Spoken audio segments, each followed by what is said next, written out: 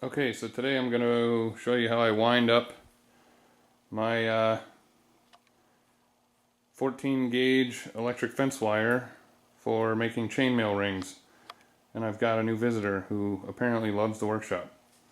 So what I've done is drilled a hole in a 2x4 here, and it's slightly larger than this piece of 3/8 inch rod, which is mounted in my lathe, which has a hole in it, which I will stick the wire in to start the ring.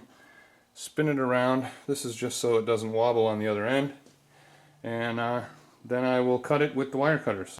Alright, so what I'm going to do is start off by clipping one end of the wire so it doesn't go bouncing all over the place.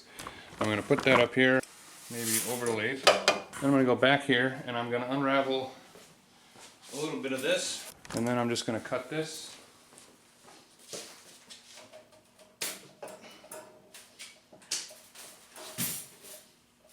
Okay, so now we're at the lathe.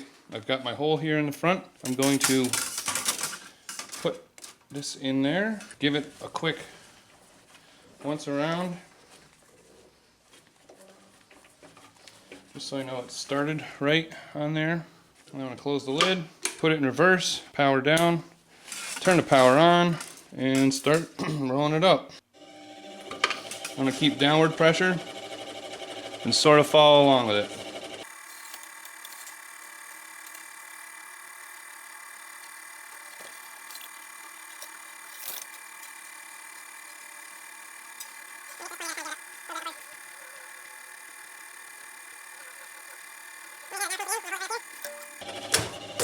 There you go. So I undo my clamp on this side, pop this off, grab my bolt cutters, pop that off. I've got a nice piece of 3/8 inch spring ready to cut. So you're starting with a nice round tube here. And then I just go down the row here. I put the base of the handle against the chair so I can push against the chair.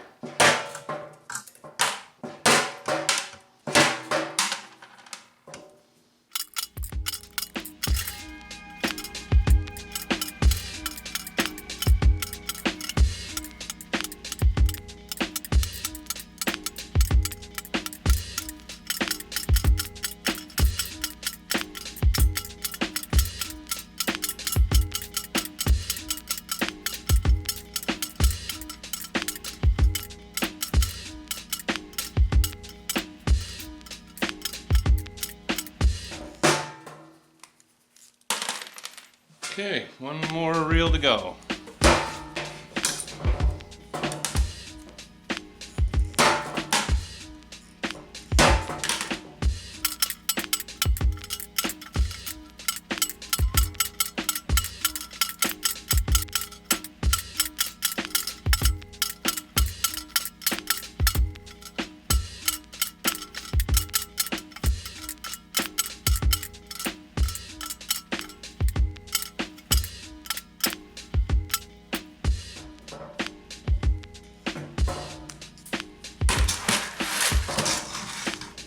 Alright, it's a pretty good start. Maybe I'll do one more coil, just for good measure.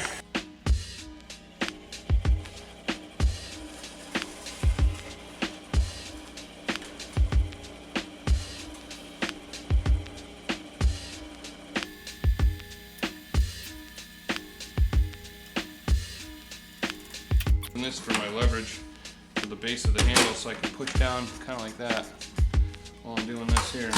See if that helps. Because it might not seem like a big deal, but you do a bunch of these and eventually your arm, inside your palm starts hurting.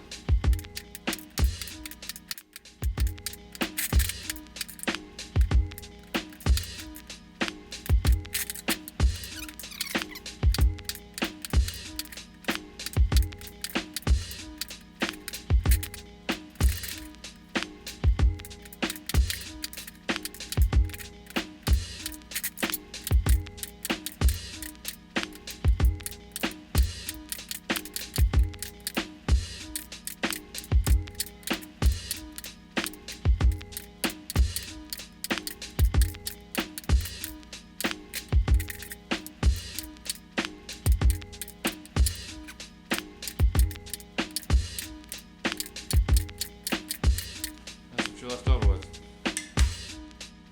Now my hand's tired, so that's enough. That's enough for now. That gives me quite a few to start with.